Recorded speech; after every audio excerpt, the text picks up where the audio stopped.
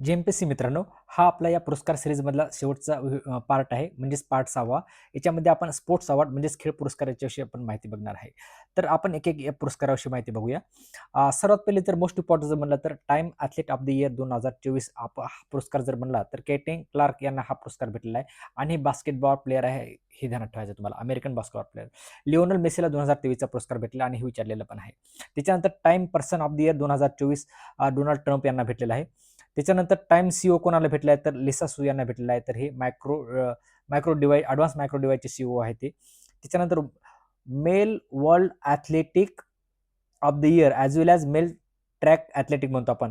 लेसेते टेबोगो यांना हा पुरस्कार भेटलेला आणि हे बोत्सवानाचे पहिले ऑलिम्पिक्स आहेत, त्याच्यामुळे ही यांचा फोटो असा दिसतोय, हे तुम्हाला लक्षात ठेवायचं आहे. त्याच्यानंतर जर female world athletic of the year जर म्हणलं तर सिफान हसन यांना हा पुरस्कार भेटलेला आहे. म्हणजे लेसोथो टेबोगो आणि सिफान हसन यांना हा पुरस्कार भेटलेला आहे.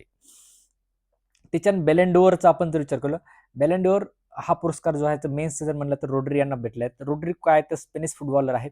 त्याच्यानंतर जर वुमेन्स जर म्हणलं बेलेंडोअर तर ऐताना बोनमती आहे, स्पेनिश फुटबॉलर आहे आणि ही अशा प्रकारे दिसते. त्याच्यानंतर AIFA बेस्ट वुमन प्लेयर कोण आहे तर इंदुमती कित्रेशन हे यांचं नाव येते. त्याच्यानंतर मेल प्लेयरचा जर विचार केला AIFA बेस्ट मेल प्लेयर तर हे चांगते यांचं नाव येणार आहे तुम्हाला. त्याच्यानंतर आपण जर म्हणतो लोरेस अवॉर्डचा जर आपण जर विचार केला तर लोरेसमध्ये कोणकोणते पुरस्कार बघतात तर ते आपण बघूया. लोरेस स्पोर्टमॅन कोण आहे तर यावेळेस डुप्लॅन्टिस यांना भेटलेला आहे. ठीक आहे. त्याच्यानंतर लोरेस स्पोर्ट वुमन कोण आहे तर सिमोन बाईल्स कोण आहे तुम्हाला माहिती आहे की जिम्नॅस्टिक आहे USAची. ठीक आहे. त्याच्यानंतर लोरेस ब्रेक थ्रू कोण आहे तर लॅमिन यामल यांना हा पुरस्कार भेटलेला आहे. हे थोडेसे तुम्हाला पहिले हे दोन तरी ध्यानात ठेवा, स्पोर्ट्समॅन आणि स्पोर्ट वुमन हे ध्यानात ठेवा. आता लॉरेस टीम हा टीमचा जर आपण जर विचार केला तर रिअल मॅड्रिडची टीम आहे ही आणि स्पेनची टीम आहे असं तुम्हाला लक्षात असू द्या. त्याच्यानंतर बघायचं आपल्याला की Laureus sport person with disability Jiang येवन हे नका ध्यानात ठेवू, थोडंसं बाहेरचं नाव वाटते आणि ते येणार पण नाही असं मला वाटतं. त्याच्यानंतर बघा आपल्याला बघायचं आहे आता हे FIDचे ठीक आहे, FIDचं डी गुकेशला भेटलेलं आहे 2024चं असू दे ध्यानामध्ये. त्याच्यानंतर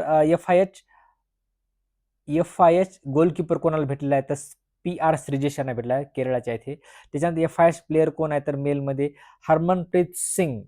गोलकीपर जर म्हणलं तर श्रीजेश आणि हरमनप्रीत सिंग मेन्समध्ये येते प्लेअरमध्ये. ठीक आहे, हॉकी टीमचे प्लेयर आहेत ते आपले. आता बघा सगळ्यात मोस्ट इम्पॉर्टंट म्हणजे ICC. एक मिनिट मित्रांनो, ICC हॉल ऑफ फेम जर विचार जर केला आपण तर 2024चे ICC हॉल ऑफ फेम मध्ये कोण महेंद्रसिंग धोनी 2025 मध्ये तो दिला होता.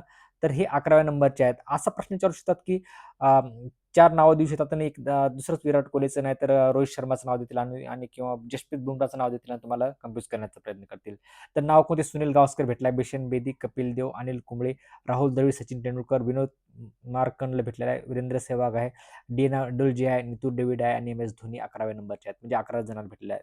Similarly tennis hall of fame मध्ये पण पुरस्कार भेटले. मारिया शारापॉव्हा ही रशियाची आहे, हे तुम्हाला माहित आहे. बॉब ब्रायन आणि मिकी ब्रायन ही USAचे आहे, हे तुम्हाला पण माहित आहे. आणि मोस्ट इम्पॉर्टंट म्हणजे काय माहिती का, टेनिस हॉल ऑफ फेम 2025 मध्ये लिएंडर पेस ही इंडियन आहे. हे विजय अमृतराज हे फार महत्वाचं आहे, त्याच्यामुळे तुम्हाला हे टेनिस हॉल ऑफ फेम हे फार महत्वाचं राहते इथं. ICC अवॉर्डमध्ये जर आपण जर विचार केला तर यामध्ये आपण एक महत्वाचे पुरस्कार बघूया. ICC अवॉर्ड म्हणजे हे बघा इथं मी लिहिलेलं आहे. मेन क्रिकेटर कोण आहे? मेन क्रिकेटर कोण आहे तर जसप्रीत बुमराह आहे. वुमन क्रिकेटर कोण आहे तर अमेलिया केर आहे. मेन्स टेस्ट क्रिकेटर कोण आहे तर जसप्रीत बुमराह आहे. मेन्स ओडिया क्रिकेटर कोण आहे तर उमेर झाई आहे. याच्यामध्ये वुमेन्स ओडिया क्रिकेटर कोण आहे तर Smriti Mandhana. Men's T20 cricketer कोण आहे अर्शदीप सिंग आणि वुमन T20 क्रिकेटर कोण आहे अमेलिया केर.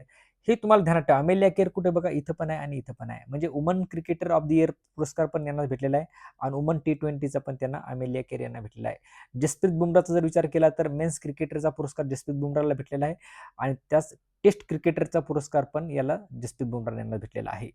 त्याच्यानंतर ही खालची नावं एवढे हे मला वाटतील विचारतील का नाही माहित नाही. तुम्हाला जर असेल तर तुम्ही याचा स्क्रीनशॉट काढून तुम्ही वाचू शकता. त्याच्यानंतर आपण जर विचार करूला तर अंपायर ऑफ द इयर कोण आहे तर रिचार्ड लिंगवर्थ यांना हा पुरस्कार भेटला आहे. अंपायरचा नाव ध्यानात असू द्या. त्याच्यानंतर आपल्याला विस्डेनचे पुरस्कार बघायचे. आपल्याला विस्डेनचे पुरस्काराचा आपण विचार करताना आपल्याला दोनच पुरस्काराचा विचार करायचा आहे. Main cricketer leading main cricketer आणि वुमेन क्रिकेटर लिडिंग. ठीक आहे. तर लीडिंग म्हणजे जसप्रीत बुमराह आहे आणि स्मृती मंदाना हे दोन्ही पण यांना पण अगोदर पण यांनाच पुरस्कार भेटले आहेत आणि इथं पण यांनाच पुरस्कार भेटलेला आहे. त्याच्यानंतर ऑलिम्पिक ऑर्डर 2024 आहे. 1.5 वर्ष अगोदरची न्यूज आहे ही. अभिनव बिंद्रा आहे. असू द्या यांनाच भेटतो नेहमी तो पुरस्कार म्हणून ते आलं तर तुम्हाला आलं पाहिजे. त्याच्यानंतर बघायचं BCC इंडियन स्पोर्ट वुमन कोण आहे तर मनू भाकर आहे. त्याच्यानंतर BBC sport woman of the year Avani Lekhara हे ध्यानात ठेवा नाव. त्यानंतर बघा हे बघायचं BBC इमर्जिंग प्लेयर शीतल देवी. त्याच्यात BBC लाईफ टाईम मिताली राज आणि आयकॉन ऑफ एक्सलन्स अवॉर्ड 2025 जय शहा. याच्यामध्ये काय विचारतील माहिती आहे का? मनू भाकर कोणत्या खेळाशी रिलेटेड आहे तुम्हाला विचारतील.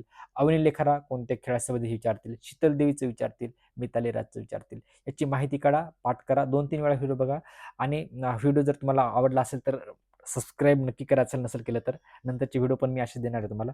थँक्यू मित्रांनो.